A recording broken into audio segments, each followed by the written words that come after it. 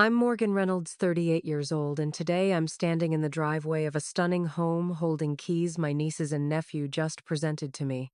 15 years ago, my sister Heather abandoned her 3 kids with me for just the weekend and never returned. I sacrificed everything: my promising career, my relationship with Brian, my dreams to raise them as my own. Now Amber, Tyler, and Riley have given me this incredible gift, a luxury house they secretly saved for. But the look on Heather's face when she showed up uninvited to the ceremony, pure rage doesn't begin to describe it. Before I share how my sister's abandonment changed all our lives forever, drop a comment letting me know where you're watching from. Hit that like and subscribe button if you've ever had someone unexpected become your biggest blessing in disguise. Trust me, you'll want to hear how this family drama unfolds. At 23, I had everything mapped out. My position as a junior marketing executive at Hanson Media Group was the first step in what I envisioned as a meteoric rise to creative director by 30. My boyfriend Brian and I had been together for 3 years, and we'd recently started discussing marriage, not immediately, but soon enough that I'd caught myself glancing at ring displays while shopping. Then came that fateful Friday night call from my sister.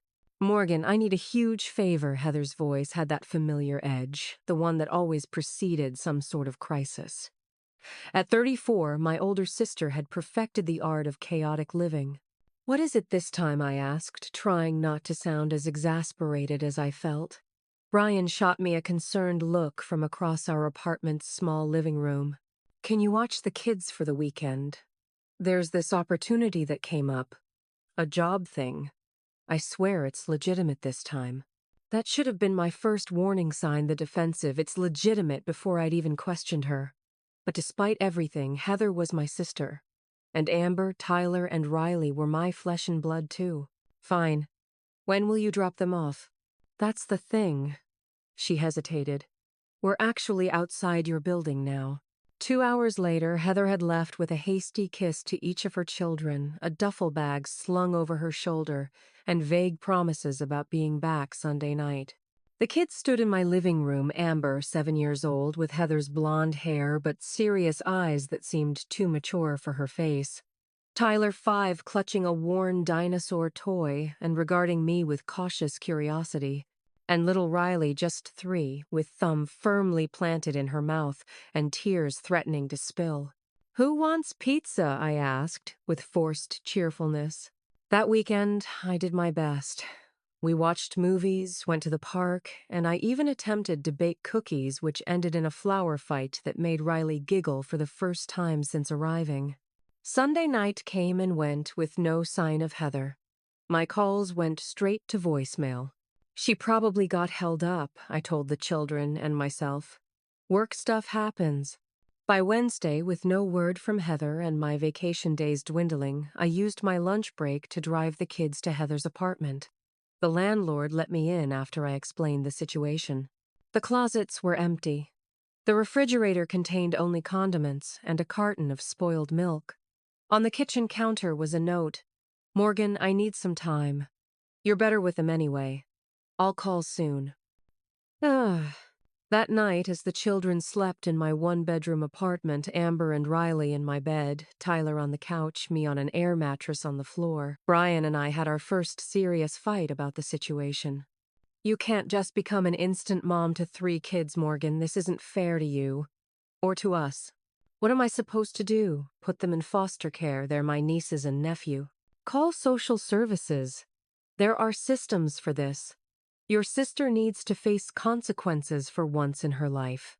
That night, I lay awake on the uncomfortable air mattress, listening to Riley's soft snores from my bed. What kind of mother abandons 3 children, I wondered. The next morning, after dropping Amber at elementary school, Tyler at kindergarten, and arranging an emergency spot for Riley at a daycare that cost more per week than my car payment, I received a text from a number I didn't recognize. "Tell the kids I love them. I'll come back when I get things figured out. Heading to Arizona with Dex. He's got connections." Dex. Heather's on-again, off-again boyfriend with a motorcycle, and from what little I knew, a recreational relationship with prescription painkillers. 2 weeks turned into a month. I received a warning from my boss about my decreased performance. The kids had nightmares, behavioral issues at school, questions I couldn't answer. Brian's initial support transformed into resentment. "I love you," he said one night after I'd canceled our date for the third time because Tyler had a fever.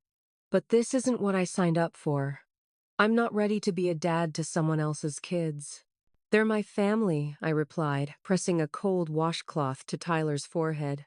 "And what am I?" I didn't have an answer that wouldn't break us both. The final blow came when I discovered through a mutual friend that Heather and Dex had moved on from Arizona to Nevada. She wasn't coming back anytime soon, if ever. And I had 3 children depending on me to figure out what happened next. The decision to formally pursue custody wasn't an easy one. It meant admitting that Heather wasn't coming back, at least not in any capacity that would be healthy for the children. It meant paperwork and court dates and explaining to 3 confused kids why they needed to stay with Aunt Morgan instead of going home to Mommy. It also meant the end of my relationship. "I can't do this," Brian said, standing in my apartment, among scattered toys, homework papers, and the general chaos that came with 3 children. "I care about you, but I'm 24. I'm not ready for an instant family." "They need me," I said simply. "I know." He kissed my forehead. "That's what makes this so hard. I need someone who can put me first right now." After he left, I sat on my bathroom floor and cried silently so the children wouldn't hear. Then I washed my face, put on a smile, and went out to help Amber with her spelling homework. The next months were a blur of adjustments. My 1-bedroom apartment wasn't sustainable for 4 people. I found a modest 3-bedroom in a less desirable part of town, significantly increasing my commute, but giving the kids proper beds and some semblance of normality. My designer furniture, remnants of the childless professional life I'd been building, went to consignment shops to pay for bunk beds, a kitchen table that could seat 4, and the endless supplies needed for growing children. The marketing director position I'd been angling for went to someone else.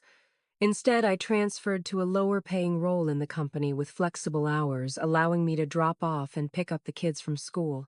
"You're making a mistake," my former supervisor told me. "You were on a fast track here." "Some tracks can wait," I replied, though the words felt hollow as I calculated the reduction in my monthly income against the increasing expenses. Adjusting to parenthood was even harder than the financial strain. Amber channeled her confusion and hurt into anger, lashing out at me when I enforced bedtimes or homework completion. "You're not my mom" became her battle cry, each utterance a dagger to my heart, though I tried not to show it. Tyler withdrew into himself, speaking less and less. His kindergarten teacher called me in for a conference. "He's not participating in class," she explained gently, "and he's having trouble making friends. Is everything okay at home?"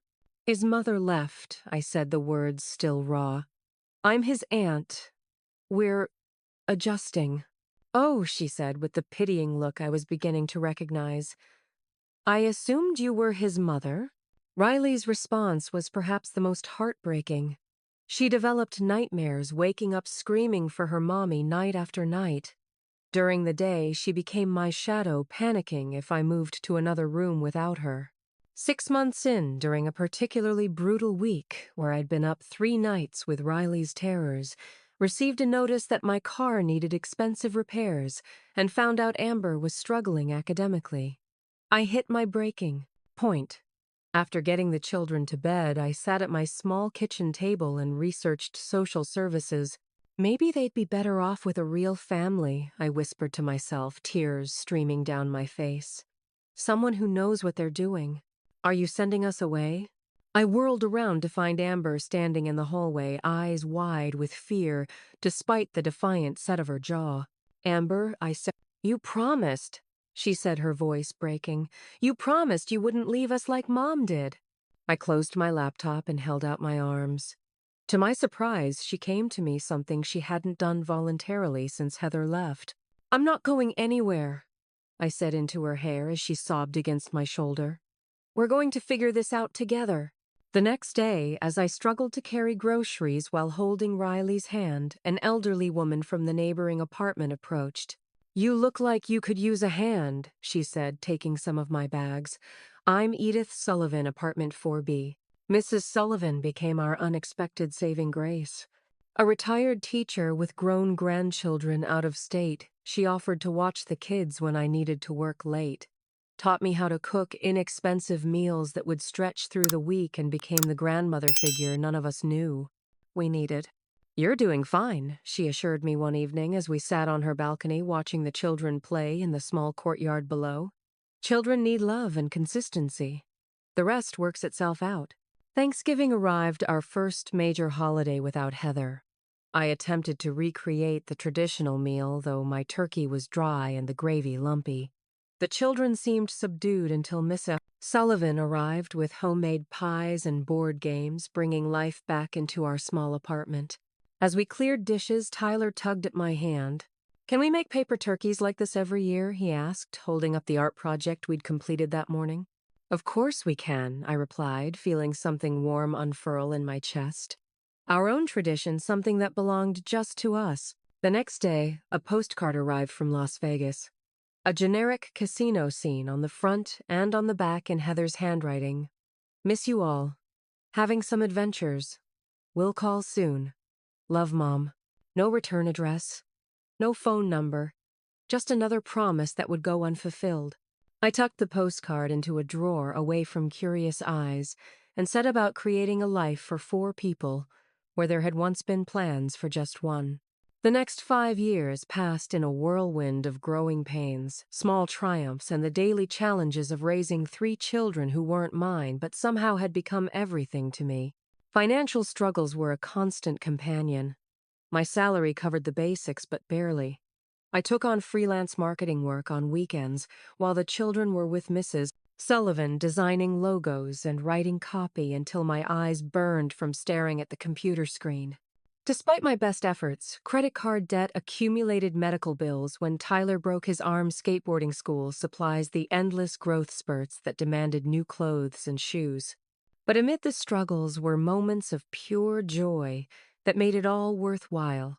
Amber, now 12, blossomed academically once she worked through some of her anger issues. Her language arts teacher sent home a note praising her essay on the person I admire most. "May I read it?" I asked her that evening. She shrugged with the practiced nonchalance of early adolescence, but I caught the hint of pride in her eyes. "Whatever. It's not a big deal."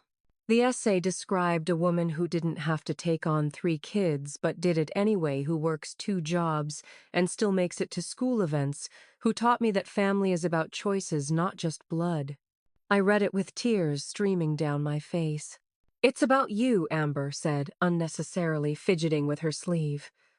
"Miss Watson said we should write about someone we look up to." I hugged her tightly, savoring the moment before the inevitable teenage resistance to physical affection kicked in. Tyler at 10 discovered sports and found his voice on the baseball field. His coach praised his natural talent, but it was his developing leadership skills that made my heart swell with pride. I rearranged work schedules and called in favors to never miss a game, standing on the sidelines cheering until I was hoarse. After a particularly impressive home run as other parents congratulated their children, Tyler ran straight to me. "Did you see that, Aunt Morgan? Did you see how far it went?"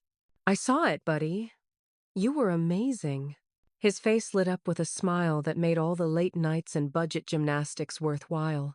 8-year-old Riley developed an aptitude for art, filling our refrigerator with colorful drawings and turning cardboard boxes into elaborate dioramas. Her sensitive nature remained. She still struggled with separation, anxiety, and had an innate empathy that sometimes overwhelmed her. But she found an outlet in creativity. "This is our family," she explained, showing me a crayon drawing of 4 stick figures holding hands. I noticed there was no figure representing Heather. When I gently asked about it, Riley shrugged. "Mom isn't here. You're our family now." The simplicity of her perspective brought both comfort and sadness. Dating seemed like an impossible luxury with 3 children and 2 jobs, but at 30, I cautiously accepted a dinner invitation from Mark, a graphic designer who collaborated on one of my freelance projects. He was charming and understanding about my situation, scheduling dates around the children's activities and bringing small gifts when he visited our apartment. For a few months, I allowed myself to imagine a future with him, perhaps even the beginning of a more traditional family structure for the kids. Then came the comment that ended everything.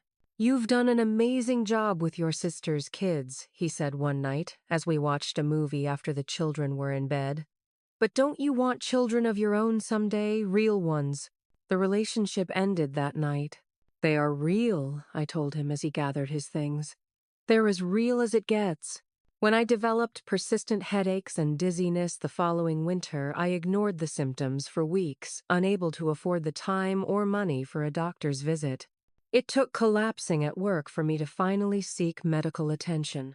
"Severe anemia and exhaustion," the doctor diagnosed. "Your body is running on empty." As I lay in the hospital bed waiting for the iron infusion to complete, a terrifying thought gripped me. What would happen to the children if something happened to me? There was no backup plan, no other family member waiting in the wings. The realization sent me into a panic attack so severe that the nurses had to sedate me. After that scare, I reluctantly created a will naming Mrs. Sullivan as the children's guardian should anything happen to me. Though at 72 we both knew it wasn't an ideal solution. When Tyler got into a fight at school defending his sister from bullies who called her the abandoned girl, I sat across from the principal, a stern woman who seemed determined to make an example of him. "Violence is never the answer, Miss Reynolds. Tyler needs to learn appropriate conflict resolution." With all due respect, I countered Tyler was protecting his sister from cruel taunts about a traumatic situation. Perhaps the school should be more concerned about addressing the bullying than punishing the child who stood up to it. Tyler stared at me with a mixture of surprise and gratitude as we left the office, his suspension reduced to detention. "You really stuck up for me," he said quietly in the car. "Always," I promised. "That's what family does." When 13-year-old Amber experienced her first heartbreak after a boy she liked, asked someone else to the school dance, I spent the night making hot chocolate and listening to her tear-filled monologues about the unfairness of life and love. "How do you deal with it?" she asked around midnight, curled up on our worn couch. "Being alone, I mean." The question caught me off guard. "I'm not alone. I have you three. But you don't have someone. You know, a partner." I thought about Brian, about Mark, about the dates I'd turned down because they conflicted with school functions or sick children. "Some choices mean other options get put on hold," I said carefully. "But that doesn't make them wrong. Sometimes the best things in life aren't what you planned for." She nodded thoughtfully, and I caught a glimpse of the young woman she was becoming. Riley continued to have nightmares about abandonment, though less frequently as she grew older. On bad nights, I would sit by her bed stroking her hair until she fell back asleep. "Promise you won't leave," she would murmur half asleep. "I promise," I always answered. "I'm right here." Mrs. Sullivan remained our steadfast support, offering wisdom along with her practical help. "You're raising good humans," she told me once, as we watched the children playing a board game together, actually getting along for once. "Don't forget to take care of yourself, too." After years of taking on additional projects and consistently exceeding expectations despite my reduced hours, I received a promotion at work to senior marketing manager. The raise wasn't enormous, but it meant I could cut back on weekend freelancing and be more present for the increasingly complex lives of 3 preteens divided by teenagers. We celebrated with cake and sparkling cider, the children making a banner that read, "Congratulations, Aunt Morgan," in glitter-covered letters. As I looked around at their smiling faces, I realized we had created something precious together, this unconventional family born of abandonment and necessity. The next day, the phone rang. A number I didn't recognize, but with our area code. "Morgan, it's me." "Heather." Her words slurred slightly. "I've been thinking. It's been too long. I want to see my babies." 5 years of absence, and now she wanted to waltz back into their lives. As anger and protective instinct surged through me, I watched Amber help Riley with homework while Tyler set the table for dinner and knew our journey was about to face its greatest challenge yet. 7 years after abandoning her children, Heather reappeared in our lives like a tornado, disrupting the careful balance we had established. "Mommy's home," she announced dramatically, standing in our living room with outstretched arms. The children's reactions varied, but were universally heartbreaking. Amber, 14 now and in the throes of adolescent identity formation, approached her mother cautiously. Tyler, 12, hung back with a mixture of longing and distrust on his face. 10-year-old Riley hid partially behind me, peeking out with wide eyes at the woman who existed primarily in faded memories and a handful of photographs. "You look so grown up," Heather cooed, touching Amber's hair. "My beautiful girl." Despite my misgivings, I stepped back and allowed them their reunion. What right did I have to interfere? Heather was their mother, regardless of her abandonment. Perhaps people could change. Over dinner, which Heather brought an expensive Italian takeout that contrasted sharply with our usual budget meals, she regaled the children with stories of her life. "I've been through a lot," she explained, dabbing at non-existent tears. "But I've turned everything around. I'm sober now, 8 months clean. I have a steady job as an office manager, and Richard, he's my husband, he's been my rock." "You're married?" Amber asked, leaning forward with interest. 3 months now, Heather confirmed, flashing a diamond ring that must have cost more than my yearly salary. "Richard's in real estate development. Very successful." I noticed she never apologized for leaving, never acknowledged the birthdays, holidays, and everyday moments she had missed. But the children seemed too dazzled by her return and the promise of a glamorous new stepfather to notice this omission. Over the next few weeks, Heather made herself a fixture in our lives. She arrived with gifts: a gaming system for Tyler, designer clothes, for Amber, art supplies, for Riley that made my modest contributions seem inadequate. She took them shopping, to movies, to restaurants far outside my price range. I was simultaneously grateful for their happiness and unnerved by the extravagance.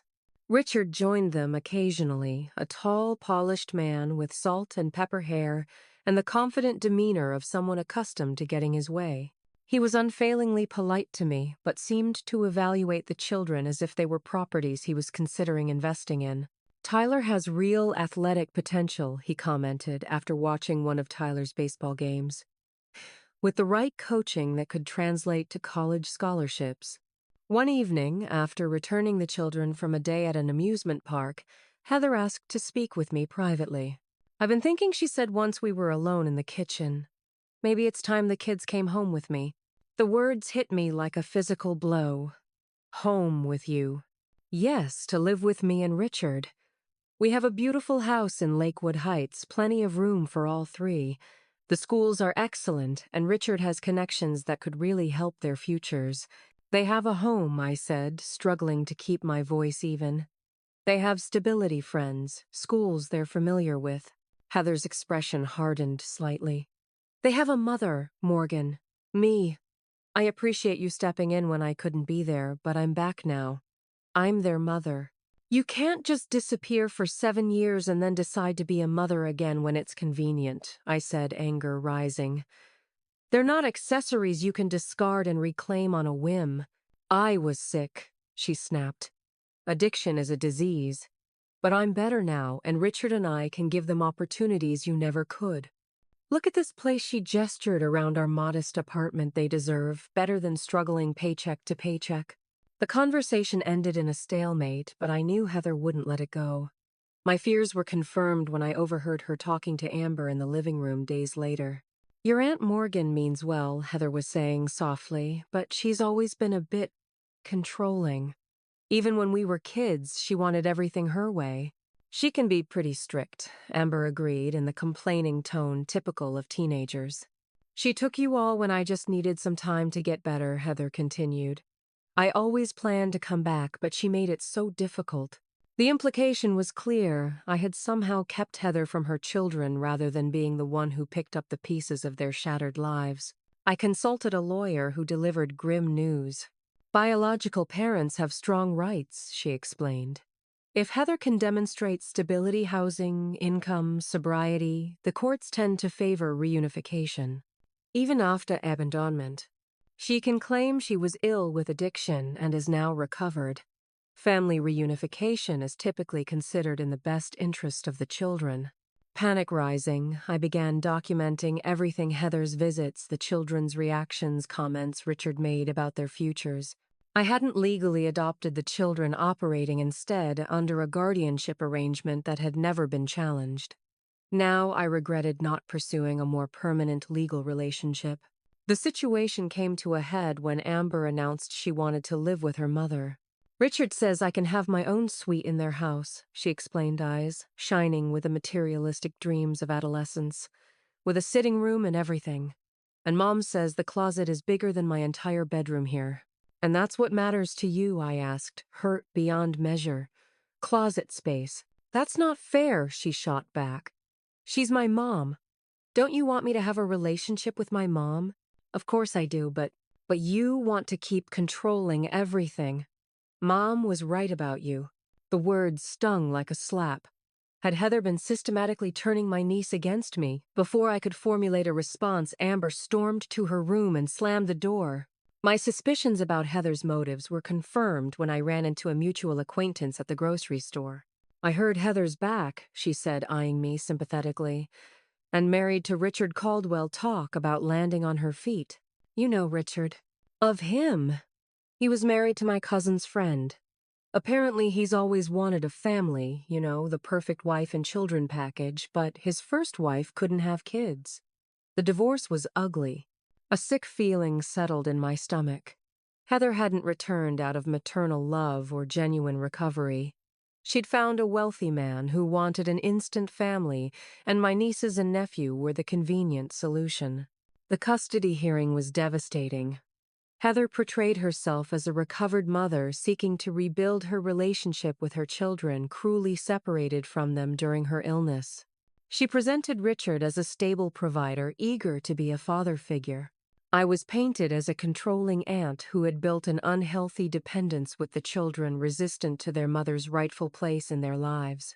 My financial struggles were highlighted as evidence that the children would have better opportunities elsewhere. When asked their preferences, Tyler and Riley expressed desire to stay with me but acknowledged wanting a relationship with their mother. Amber, swayed by promises of privilege and perhaps seeking the maternal connection she'd missed, stated she wanted to live with Heather. The judge ruled for a split custody arrangement. Amber would live primarily with Heather and Richard, while Tyler and Riley would remain with me, but have extended visitation with their mother. It was positioned as a transition period, with the implication that full reunification might follow if successful. That night, I helped Amber pack her things, both of us moving in tense silence, broken only by occasional sniffles from her or me. It was hard to tell. "I'm not abandoning you," she said suddenly, zipping her suitcase with unnecessary force. "I just want to know her. Why can't you understand that?" "I do understand," I said softly. "I just want you to be careful. People don't always change as much as they claim to." She rolled her eyes in classic teenage fashion, but there was uncertainty beneath the bravado. As Heather's car pulled up outside, Amber hugged me quickly before I could react. "I'll still see you all the time," she promised. Watching her walk away with Heather, I felt as though someone had carved out a piece of my heart. The apartment seemed unbearably quiet that night, even with Tyler and Riley still there. I lay awake wondering if I had failed her somehow, if there was something I could have done differently that would have kept our family intact. The weeks following Amber's departure were some of the darkest I had experienced since Heather's initial abandonment. Despite my efforts to maintain normalcy for Tyler and Riley, they sensed my depression and responded in their own ways, Tyler becoming unusually helpful around the apartment, Riley growing clingy and anxious again. "Is Amber coming back?" Riley asked repeatedly, echoing the question that haunted my own thoughts. "She's living with your mom right now," I would answer carefully. "But she'll visit often." Those visits, scheduled every other weekend, became increasingly strained. Amber arrived with designer clothes and stories of shopping trips, restaurant outings, and the country club where Richard had secured membership. She seemed different, more polished, but also more guarded, choosing her words carefully as if rehearsed. When Tyler asked about meeting some friends at the mall one Saturday during her visit, Amber exchanged a look with Heather that set alarm bells ringing in my mind. "We should probably head back soon," she said. "Richard likes dinner at 6 on Saturdays." "But you just got here," Riley protested. "You promised to help with my art project." "Maybe next time," Amber said, not meeting her sister's disappointed gaze. Later that night after they had left, I received a text from Amber. "Sorry about today. Richard has rules about schedules." The calls started a month into the new arrangement. Amber's voice hushed, complaining about restrictions that seemed excessive, even for a teenager's strict curfews monitored internet usage limitations, on which friends she could see. "Mom says it's because Richard wants to make sure I stay on the right track," she explained. "But she never stands up to him, even when he's being totally unreasonable." I chose my words carefully, not wanting to alienate Heather further or put Amber in a difficult position. "Everyone parents differently, but if you're ever uncomfortable, you can always call me." The facade of Heather's perfect new life began to crack further when Amber called one night after 11 voice trembling. "Aunt Morgan, can you come get me?" "What's wrong?" I was already reaching for my keys. "Mom and Richard had a fight. She's drinking again. She thinks I don't know, but I found vodka bottles in the bathroom cabinet." My heart sank. "Where are you now?" "In my room. They're still yelling downstairs."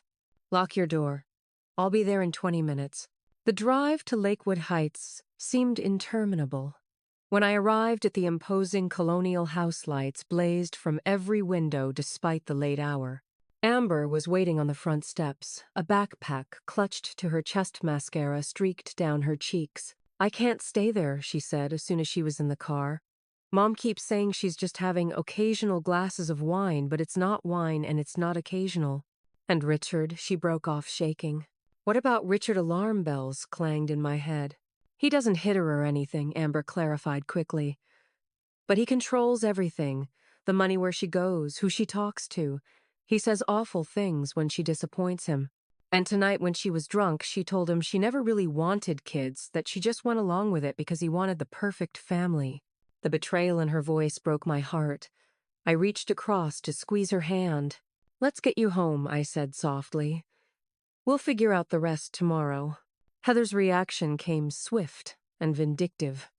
She called at 6 a.m., her words slurring despite the early hour. "You turned her against me," she screamed when I answered. "You've always been jealous of me, always wanted what I had." She called me Heather. She was scared. "She's my daughter, mine," Richard says. "We're going back to court. We're taking all of them this time. You'll see nothing but their backs walking away." The threat sent ice through my veins. Could they really take Tyler and Riley too?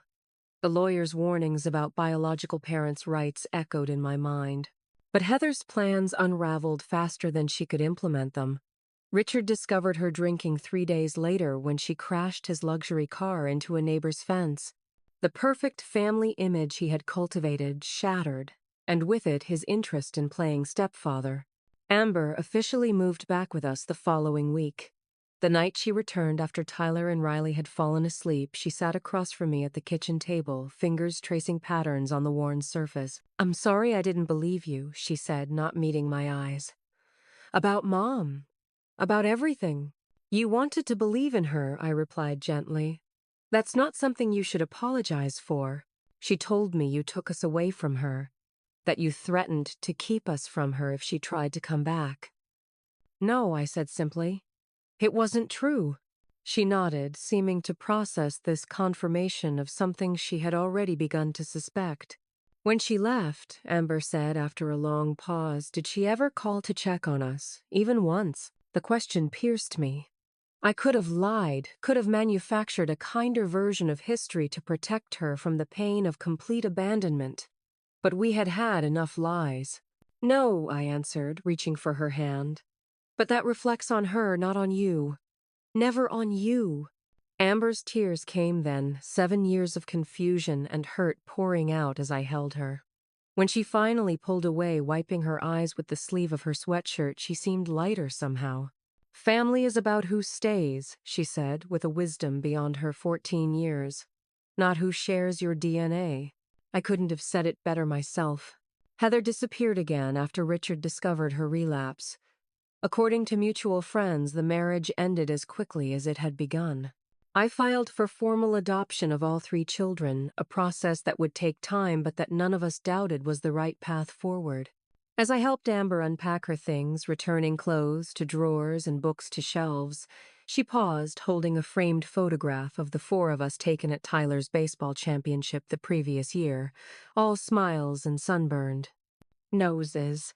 "We're going to be okay, aren't we?" she asked, the vulnerability in her voice reminding me how young she still was despite all she had experienced. "We already are," I assured her. And for the first time in months, I truly believed it. The years that followed brought new challenges, as Amber, Tyler, and Riley navigated the turbulent waters of adolescence. At 16, 14, and 12, respectively, each child faced unique struggles that tested our bonds in ways Heather's betrayal hadn't. Amber's trust issues understandably intensified after her mother's second abandonment manifested in her romantic relationships. She fell hard for a senior boy who seemed genuinely nice at first, but I watched with growing concern as she became increasingly anxious about pleasing him, changing her appearance and opinions to match his preferences.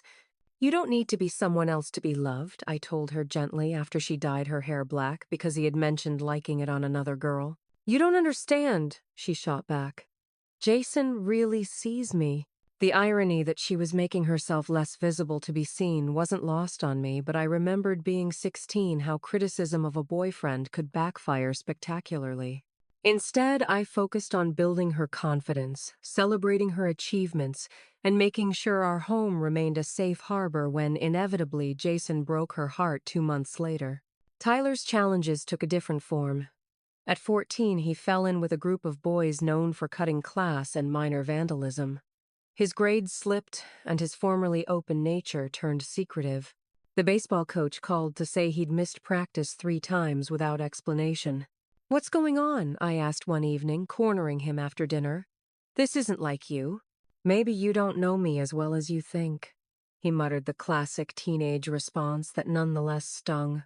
The situation came to a head when the school called to report Tyler's absence on a day he had left home in uniform with his backpack. When he finally returned that evening, I smelled the alcohol on his breath before he even spoke. "Are you drunk?" I asked, shock and disappointment warring in my voice. "So what if I am?" he challenged, swaying slightly. "What are you going to do? You're not even our real mother." The words hit with the force of a physical blow. In that moment, he looked so much like Heather, the same defiant tilt of the chin, the same self-destructive gleam in his eyes that I felt a wave of déjà vu.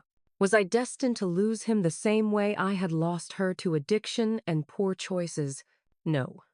I refused to accept that narrative. "I'm the person who has been here every day for the past 9 years, I said, firmly guiding him to sit before he fell. "I'm the person who loves you enough to tell you when you're making dangerous choices. And I'm not going anywhere no matter how hard you push." The tough love approach included grounding loss of privileges and mandatory community service I arranged through a friend at a local animal shelter. Tyler resented the discipline initially, but the consistent boundaries provided a security his mother never had. As Mrs. Sullivan wisely observed, "That boy is testing you because he expects you to fail him like his mother did. Every time you stay, you heal a little piece of that wound." 12-year-old Riley, our sensitive artist, developed debilitating anxiety as she approached teenhood. Her fear of abandonment, which had receded during the stable years, resurfaced with physical symptoms, stomach aches before school panic attacks at the thought of sleeping over at friends' houses, nightmares that left her exhausted. "What if something happens to you?" she asked one night, curled against me on the couch during a thunderstorm that had triggered her fears. "What if you leave like Mom or die? What would happen to us?" The questions broke my heart, not least because they echoed my own midnight worries. The health scare I'd experienced years earlier had left its mark on me, too. "I've made plans," I assured her. "Mrs. Sullivan and David both know what to do if anything happened to me. But Riley, part of growing up is learning that we can't control everything. We can only love each other well in the time we have. My own support system had shrunk dramatically with Mrs. Sullivan's declining health. At 81, she could no longer provide childcare or practical help, though her wisdom remained a touchstone. More and more often, I found myself being the caregiver rather than the recipient of care, stopping by with groceries or driving her to doctor's appointments. "You're running yourself ragged," she chided during one such visit. "When was the last time you did something just for yourself?" I couldn't remember. Between work, 3 teenagers, and financial pressures, me time seemed like a luxury from another lifetime. College preparations for Amber added another layer of stress. Her grades were excellent, but the cost of tuition loomed like an insurmountable mountain. Even with scholarships, how would I manage? The other two wouldn't be far behind her in needing the same support. Exhaustion became my constant companion. I mastered the art of appearing present while mentally calculating budgets or planning schedules. On particularly difficult days, I questioned whether I was good enough, doing enough, being enough for 3 young people who deserve the world. These doubts reached their peak during the aftermath of Tyler's drinking incident. After enforcing consequences that made me feel more warden than aunt, I retreated to my bedroom and allowed myself a rare moment of tears. What would someone else have done differently? What would a real mother have known that I was still figuring out through trial and error? Family therapy, which we began after Tyler's suspension, provided a structured space to address the deeper issues affecting all of us. The therapist, Dr. Chen, had experience with non-traditional families and abandonment trauma. All adolescents test boundaries, she explained during one session. But children who have experienced abandonment often test caregivers more severely because they're unconsciously asking, "Will you still love me if I'm difficult? Will you still stay?" These sessions revealed how deeply Riley had been suffering in silence. While Amber expressed her pain through relationship choices and Tyler through rebellion, Riley had internalized everything, developing anxiety that manifested physically. "I dream about Mom," sometimes she confessed during a session. "But in the dreams, she has no face." "Is that weird?" "Not at all," Dr. Chen assured her. "It makes perfect sense given how young you were when she left." The therapy helped all of us develop healthier communication patterns and coping mechanisms. Slowly, Tyler's behavior improved. He returned to baseball, though the lost season meant he was no longer starting pitcher. Amber began making choices that seemed motivated by her own desires rather than the approval of others. Riley's anxiety didn't disappear, but she learned techniques to manage it when it flared. We were finding our equilibrium again when a letter arrived addressed to all 3 children. The handwriting was Heather's. "She says she's coming back," Amber said, voice flat, as she read the letter aloud to us at the dinner table. "Again. Says she has important news and wants to make things right." Tyler snorted. "Yeah, right." Riley said nothing, but her hand trembled as she pushed food around her plate. I watched their faces, these children who had become my world, and wondered what fresh havoc Heather would wreak this time, and whether our hard-won stability could withstand another storm.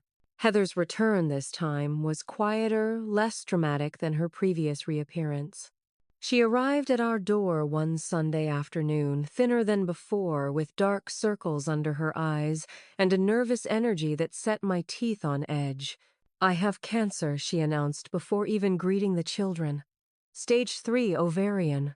The doctors say I have a fighting chance, but—" She let the implication hang in the air. The bombshell had its intended effect. Despite their wariness after her last betrayal, the children were shaken by their mother's mortality. Amber, now 18 and preparing for college, approached the situation with cautious maturity. Tyler, 16, maintained distance but couldn't entirely hide his concern. 14-year-old Riley seemed most affected, her old fears of abandonment now transformed into fear of permanent loss. "How can I help?" I asked Heather, privately setting aside our complicated history in the face of serious illness. "I need a place to stay during treatment," she said, eyes downcast. "The medications are expensive and I can't work full-time." My apartment. I couldn't keep up with the rent. Against my better judgment and the warnings flashing in my mind, I offered our spare bedroom originally. Amber's soon to be vacated as she prepared for college. Family helps family, even when it's difficult. Even when past experience suggests caution. The first weeks passed in a haze of doctor's appointments and medication schedules. Heather seemed genuinely grateful, helping with household chores when she felt well enough and spending quiet time reconnecting with the children. I noticed she didn't lose her hair or suffer many of the side effects I associated with cancer treatment, but she explained her particular regimen was less aggressive in the first phase. Slowly, almost imperceptibly, things began to shift. Heather needed money for specialized medications not covered by insurance. She required privacy for rest that stretched for hours behind closed doors. She began receiving late-night phone calls that she took in whispers on the balcony. Tyler was the first to voice suspicion. "Have you actually seen any medical paperwork?" he asked one evening while Heather was supposedly napping. "Any doctors' names we could verify?" "Tyler," I chided, though the same questions had been circling in my mind. "That's your mother you're talking about." "Exactly," he said grimly. "My mother, who has lied about pretty much everything else in her life." I wanted to believe in Heather's reformation for the children's sake more than anything. But small inconsistencies accumulated: prescription bottles with labels, suspiciously obscured vague responses about her treatment protocol, mood swings that seemed unrelated to illness. The confirmation of my growing suspicions came when I discovered my prescription pain medication missing leftover from a dental procedure months earlier. The bottle had been nearly full. Now only 2 pills remained. That night, I searched Heather's room while she was out, telling myself I was looking for evidence of her illness to silence my doubts. Instead, I found a half-empty vodka bottle hidden in her suitcase, along with a cell phone I'd never seen her use. The phone contained dozens of text messages to someone named Curtis discussing money, drugs, and plans that made my blood run cold. "Curtis, when are you getting the $1 from her, Heather? Working on it, playing the cancer card hard. Curtis, time's running out, babe. Need to pay Dex by Fry or we're both fucked." "Heather, the sister's always been a soft touch." "I'll get it. There was no cancer. There never had been. It was an elaborate con to extract money and shelter when Heather found herself desperate again." Before I could decide how to confront her, a new problem emerged. Tyler, always the most skeptical of Heather's redemption, began acting out again, missing curfew, becoming combative, his hard-won progress seemingly evaporating overnight. When I questioned him, he shut down completely. "Leave me alone," he snapped. "You're not my mother anyway. Maybe I want to spend time with my real mom for a change." The words echoed his earlier rebellion, but this time felt different, less authentic somehow, as if he were reading from a script. Riley mentioned casually that Heather had been taking Tyler out alone several times for what she called mother-son bonding. During these outings, according to Riley, Heather had given Tyler beer just to be cool and told him stories about her wild youth that painted her abandonment as an adventure rather than neglect. "Mom says you've always been jealous of her," Riley reported innocently. "That you want to control us because you never had kids of your own." My heart sank. Heather was systematically turning Tyler against me, encouraging his rebellion while simultaneously mining our household for resources. The situation reached breaking point when I returned home early from work to find a strange man in our living room, a twitchy, hollow-eyed individual who left hastily when I arrived. Heather claimed he was an old friend stopping by to check on her, but I recognized the signs of a drug deal interrupted. "There can't be drugs in this house," I told her firmly after the children were asleep. "If you need help, I'll find resources, but I won't expose the kids to this." "Always so perfect." Heather sneered, her facade cracking. "You think they don't know you're just the substitute, the consolation prize when I wasn't around. I think they deserve better than being abandoned, manipulated, and exposed to your addiction," I replied, struggling to maintain composure. "They're my children," she hissed. "You think you can just step in and play mommy? You're nothing to them. Nothing." The confrontation escalated until Heather, realizing I was close to throwing her out, switched tactics completely. "I'm sorry," she said, tears flowing on command. "It's just so hard. The pain. Sometimes I don't know what I'm saying. Please, Morgan. I have nowhere else to go." Against my better judgment, I gave her one last chance with clear boundaries about behavior and a deadline to find other arrangements. That night, I hid my wallet, checkbook, and any valuables in my room, installing a lock on my bedroom door the next day. But Heather had already set her backup plan in motion. Over the next week, Tyler's behavior worsened dramatically. He began staying out all night, returning with bloodshot eyes and the smell of alcohol clinging to his clothes. When I confronted him, he exploded. "You're just trying to control everyone, Mom. Told me how you've always tried to run her life, how you made it impossible for her to come back for us. That's not true, Tyler. Your mother left voluntarily, and she was sick, she had problems, but she's still our real mother, and you're just some woman who got stuck with us." The words cut deep, especially knowing they originated from Heather's poisonous influence. While I struggled to reach Tyler, Heather quietly continued her search for valuables and cash throughout the apartment. When she discovered I had hidden these items, her focus shifted to something else of value: my relationship with the children. The truth came to light when Curtis showed up at our door, clearly high and demanding to see Heather. In the ensuing confrontation, all the lies unraveled. There was no cancer. Heather and Curtis needed money to pay off a drug debt to their dealer Dex, the same Dex she had left with years ago. Tyler, overhearing everything, confronted his mother directly. "You lied about having cancer. What kind of person does that?" Heather's mask dropped completely. "The kind who's trying to survive. You don't know what it's like out there. Little Miss Perfect Morgan, with her nice apartment and job-playing house with my kids. We stopped being your kids when you left us," Tyler shouted, years of hurt breaking through. Twice.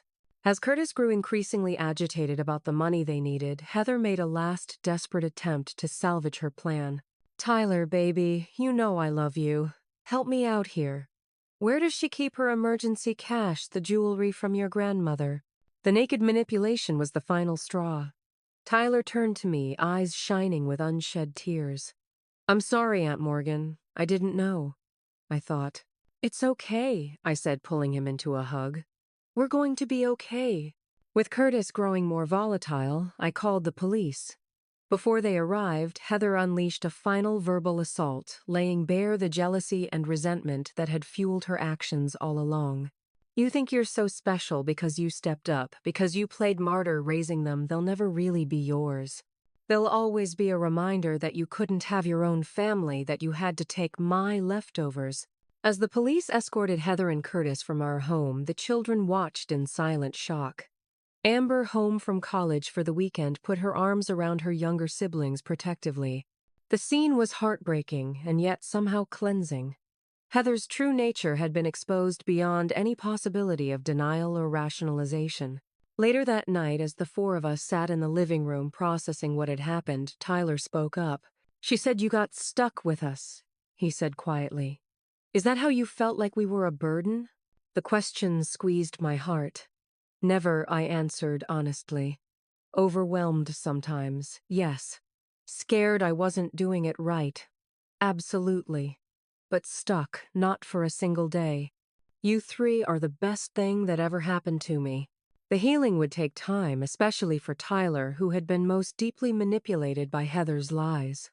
But as we sat together in our small living room, I felt something shift and settle into place. The family we had built wasn't defined by Heather's absence or presence. It was defined by our choice every day to stay together and love each other through whatever came next. The months following Heather's final betrayal were challenging but ultimately transformative for our family. With the illusions about their mother permanently shattered, the children faced a difficult reckoning but also found a new kind of freedom in finally accepting the truth. We committed to weekly family therapy sessions with Dr. Chen, creating a safe space to process the complex emotions stirred up by Heather's latest deception. These sessions became sacred time, where painful truths could be spoken without judgment and where healing began to take root.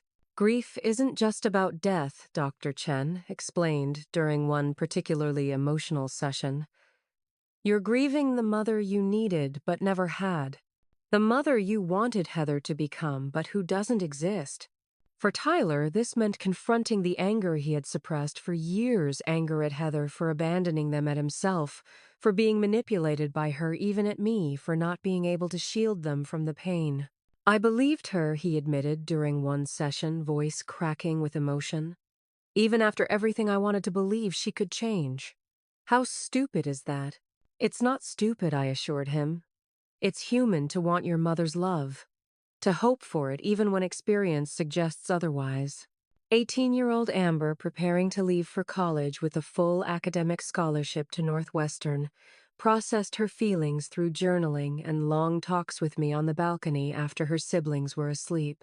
The weird thing is, I feel lighter, she confessed one night, wrapped in a blanket against the autumn chill. Like I've been carrying this hope that she'd somehow transform into a real mother, and now that I know it's never going to happen, I can just let it go. Riley, at 14, channeled her emotions into art, creating powerful pieces that captured the journey from abandonment to healing. Her anxiety, which had spiked during Heather's stay, began to subside as the stability of our home life reasserted itself. Dr. Chen says I might always have anxiety, she told me matter-of-factly one afternoon while working on a particularly striking painting of a bird with broken wings beginning to heal. But that doesn't mean I have to let it control me. Her wisdom at such a young age never failed to amaze me. My own healing journey involved finally acknowledging how depleted I had become. Years of putting everyone else first had left little space for my own needs and dreams. With the children growing more independent, I began carving out small pockets of time just for myself, taking a painting class alongside Riley, joining a book club, occasionally meeting friends for coffee. During one such coffee date, I ran into David Mercer, a man I'd briefly dated before Heather's first return. He had moved on to a relationship that ultimately didn't work out, but the spark between us remained. "Morgan Reynolds," he said with genuine pleasure when we bumped into each other at the cafe. "How's the world's most dedicated aunt doing these days?" The casual conversation led to dinner the following week, and for the first time in years, I allowed myself to consider the possibility of romance that wasn't overshadowed by my responsibilities to the children. "They're not children anymore," Amber pointed out when I mentioned the dinner. "Tyler can drive. Riley's more mature than half the adults I know, and I'm literally moving to college next month. Maybe it's time you had your own life too." David proved to be everything I remembered, and more patient, understanding, and genuinely interested in the three young people who had shaped my life for the past decade. Unlike previous relationships, he never made me feel I had to choose between him and my family. "You're a package deal," he said simply, "and honestly, they seem like pretty amazing kids." As our relationship deepened, I found myself sharing parts of my story. I had kept closely guarded the fear that had plagued me during those first months of unexpected guardianship, the doubts about my adequacy as a parent, the sacrifices that had sometimes left me wondering if I had lost myself in the process. "You didn't lose yourself," David countered. "You found a strength you might never have discovered otherwise." His perspective helped me reframe my journey, not as a derailment of my original plans, but as a different and perhaps more meaningful path than I could have imagined for myself. Meanwhile, significant milestones arrived for each of the children. Amber graduated as valedictorian of her class, an achievement that filled me with indescribable pride. Standing at the podium in her cap and gown, she delivered a speech that left me fighting back tears. "Success isn't just about academic achievement," she told her classmates and the assembled families. "It's about resilience in the face of challenges. It's about building a life of purpose despite circumstances that might have defeated you. And most importantly, it's about recognizing the people who believed in you when you couldn't believe in yourself." She looked directly at me then. "To my real mother, not the one who gave birth to me, but the one who showed up every day for the past 11 years, thank you for teaching me that family is defined by love, not biology." In that moment, every late night, helping with homework, every financial sacrifice, every doubt I had ever experienced, dissolved into pure joy. Tyler's transformation from angry, rebellious teenager to responsible young man accelerated after Heather's final betrayal. He reconnected with baseball, throwing himself into training with renewed dedication. His hard work paid off when he was named team captain and ultimately earned a sports scholarship to a state university. After winning the regional championship game with a perfect pitch in the final inning, Tyler sought me out in the cheering crowd and handed me the game ball. "This is for you, Aunt Morgan," he said, uncharacteristic tears shimmering in his eyes, "for never giving up on me even when I gave you every reason to." Riley, our sensitive artist, hosted her first exhibition at a local community center, a series entitled Found Family that explored themes of loss, belonging, and chosen connections. The emotional depth of her work attracted attention from local arts organizations and even earned her a scholarship to a prestigious summer program for young artists. "How did you know how to capture those feelings so perfectly?" an art teacher asked during the exhibition. Riley glanced at me across the room. "I've had a good teacher in more ways than one." My professional life flourished as well, with a promotion to marketing director, the position I had sacrificed years earlier when the children first came into my care. The increased salary eased our perpetual financial strain, allowing us small luxuries that had previously been unthinkable. Mrs. Sullivan, now in her mid-80s and increasingly frail, remained our greatest cheerleader. During what would prove to be our last meaningful conversation before her health declined dramatically, she offered wisdom that perfectly captured our journey. "Family isn't about perfect people," she told me, her gnarled hand clasping mine. "It's about imperfect people who choose to love each other anyway. You four have built something beautiful from something broken." Not many people can say that. 2 weeks later, she suffered a severe stroke. Though she survived, her communication abilities were significantly impaired. I visited her regularly in the nursing facility, telling her about the children's achievements and our daily life, hoping some part of her still understood how much she had meant to us. As summer transitioned to fall and Amber prepared to leave for college, I noticed the three siblings having frequent hushed conversations that abruptly ended when I entered the room. Text messages pinged at odd hours, and there were mysterious meetings with David that no one would explain. "Is everything okay?" I asked, concerned by the secrecy.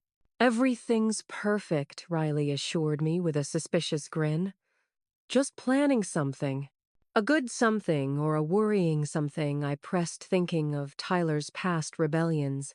"Definitely good," Amber promised. "The best." Despite my curiosity, I respected their privacy, focusing instead on helping Amber prepare for her departure and adjusting to the idea of our household shrinking by one member. The night before she was scheduled to leave, I found all three siblings huddled over Tyler's laptop at the kitchen table. "Whatever you're plotting, it can wait," I told them with mock sternness. "We need to finish packing if we're going to leave by 7 tomorrow." They exchanged meaningful glances before Amber spoke. "Actually, there's been a slight change of plans. We need you to be ready at noon instead." "Why noon?" "It's a surprise," Tyler said with uncharacteristic excitement. "Trust us, okay?" Looking at their eager faces, these children who had become young adults under my care, who had weathered abandonment and betrayal, yet somehow remained open-hearted and kind. How could I do anything but trust them? "Noon it is," I agreed, completely unprepared for what they had set in motion. The next day dawned bright and clear, a perfect late summer morning. As instructed, I was ready by noon, dressed in the outfit Amber had mysteriously specified, something nice but comfortable. The three siblings exchanged knowing glances over breakfast, barely containing their excitement. "Can I at least have a hint about what's happening?" I asked, as Tyler ushered me toward David's car, which was parked outside with David at the wheel. "Nope," Riley said, cheerfully, tying a silk scarf around my eyes as a blindfold once I was settled in the passenger seat. "That would ruin everything." The drive took approximately 30 minutes, during which the siblings maintained an animated conversation deliberately vague enough to reveal nothing about our destination. When the car finally stopped, I felt a flutter of nervous anticipation. "Keep the blindfold on," Amber instructed, as David helped me from the car. "Just a few more steps." I allowed myself to be guided forward, hearing the soft crunch of gravel beneath my feet, transitioning to the solid thump of footsteps on wood. A porch, a deck, the gentle pressure of hands on my shoulders brought me to a stop. "Okay," Tyler said, and I could hear the grin in his voice. "You can look now." As the blindfold fell away, I blinked in the sunlight, trying to process the scene before me. We stood on the wide front porch of a beautiful craftsman-style home, 2 stories of warm cedar and stone with wide windows and a red front door. A neat garden stretched to either side of the path we'd walked up, and mature trees provided dappled shade across the generous yard. "What is this?" I asked, confusion giving way to the first inkling of understanding as Amber held out a small velvet box. "This is your house," she said, opening the box to reveal a set of keys. "From us to you." I stared at the keys, then at the house, then at the 3 beaming faces before me. "I don't understand," I whispered, though part of me had already begun to piece it together. "You gave up everything for us," Tyler explained. "Your career, relationships, your own plans to give us a home when we had nowhere else to go. Now we're giving you one back," Riley continued, practically bouncing with excitement. "But how?" I asked, overwhelmed by emotion. "How could you possibly afford?" "We pooled our resources," Amber explained. "I used part of the trust fund from Grandma Reynolds that I gained access to when I turned 18. My signing bonus from the baseball scholarship," Tyler added. "And I sold 5 paintings from my exhibition," Riley said proudly. "For actual money." "David helped us find the perfect property," Amber continued, smiling at him gratefully, "and negotiate the price." "You all did this." I looked from the children to David, who was watching the scene with quiet satisfaction. "They did most of it," he said. "I just helped with the paperwork and logistics. They've been planning this for nearly a year." "A year," I echoed, stunned by the scope of their secret. "Come see inside," Riley urged, tugging my hand. "We picked everything ourselves." In a daze, I allowed myself to be led through the front door into a spacious living room with built-in bookshelves and a stone fireplace. The house was fully furnished, each room more thoughtfully designed than the last. The kitchen featured the gas range I'd always coveted, the master bedroom had a reading nook by the window, and a home office was equipped with everything I needed for my marketing work.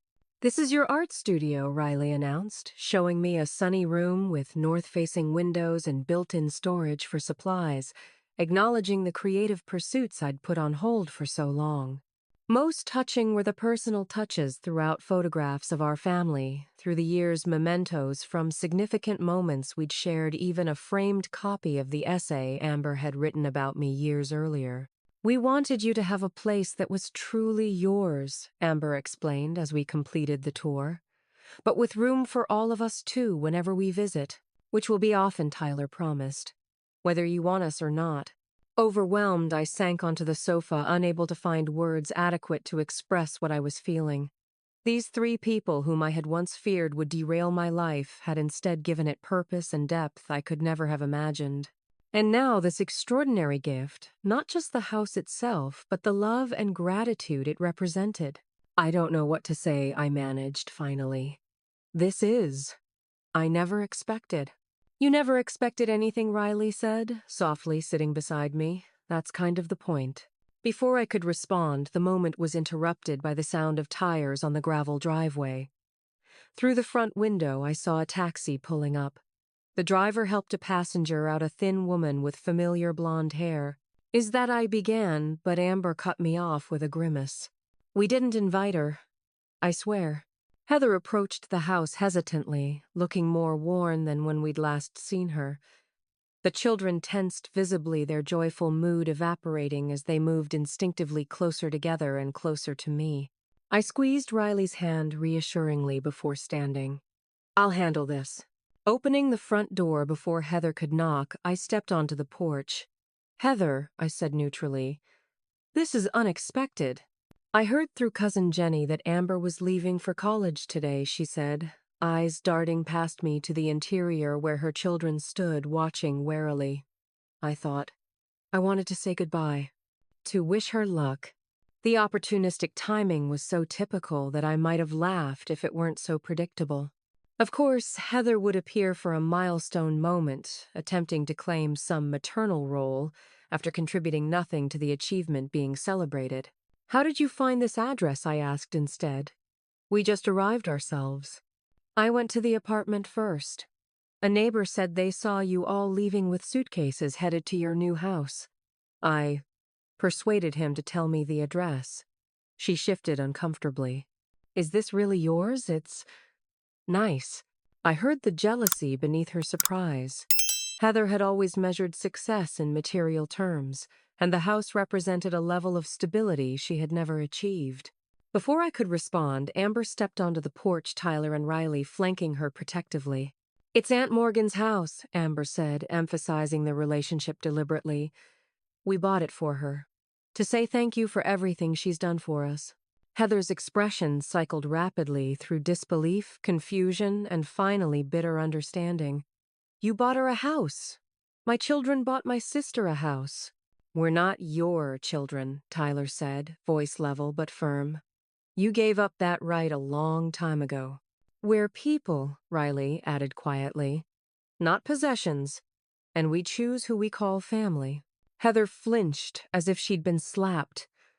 For a moment, I almost pitied her standing outside the physical manifestation of the family bonds she had severed through her own choices. "I've made mistakes," she said, desperation edging into her tone.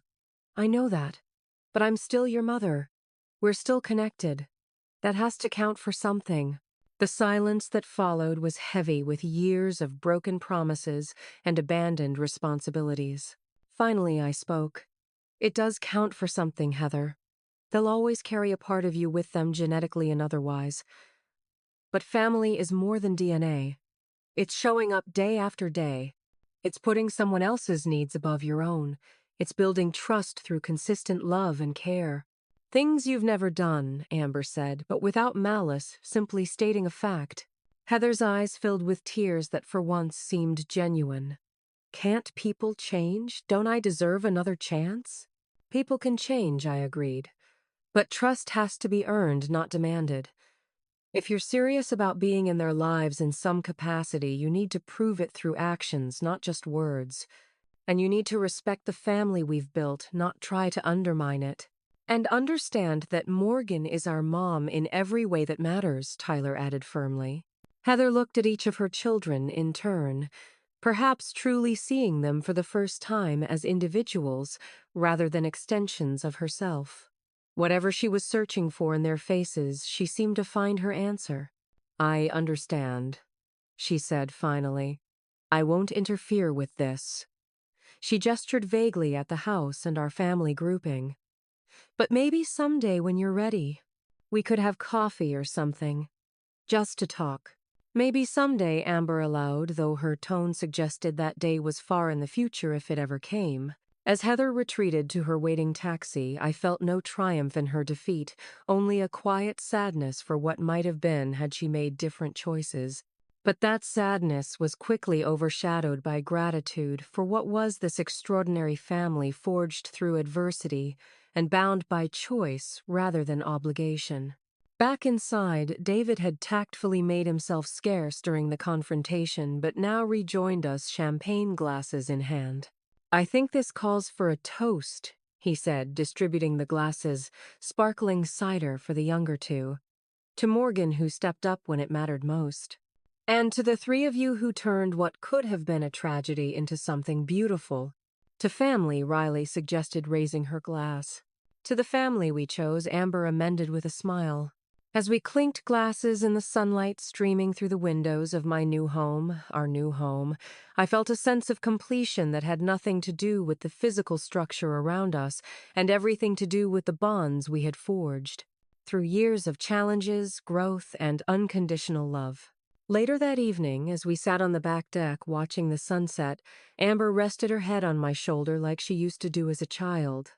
"You know what I realized," she said softly. "When Mom left us with you, she thought she was dumping her burdens on you. But we weren't burdens. We were gifts she was too blind to appreciate." "The best gifts I ever received," I agreed, wrapping an arm around her shoulders and reaching for Riley's hand with my free one. Tyler, never one for excessive sentimentality, nevertheless moved his chair closer to our little circle. As darkness fell and stars appeared overhead, I looked at these three remarkable young people, no longer the abandoned, traumatized children who had arrived on my doorstep, but strong, compassionate individuals who had transformed my life as much as I had shaped theirs. Some might call what happened to us a tragedy, a mother who abandoned her children, a sister who sacrificed her own plans to raise them. But sitting there surrounded by love, in the home they had created for me, I knew the truth sometimes. Life's greatest blessings arrive disguised as its greatest challenges. And sometimes the family you find, or the family that finds you, is infinitely more precious than the one you're born into. So, what about you? Has someone unexpected ever become your greatest blessing? Or have you found family in places you never expected? Drop a comment below to share your story, and if this journey touched your heart, please like, subscribe, and share so others might find comfort in knowing they're not alone in their non-traditional family experiences. Thanks for traveling this road with me. And remember, love isn't about biology. It's about showing up every single day for the people who matter most.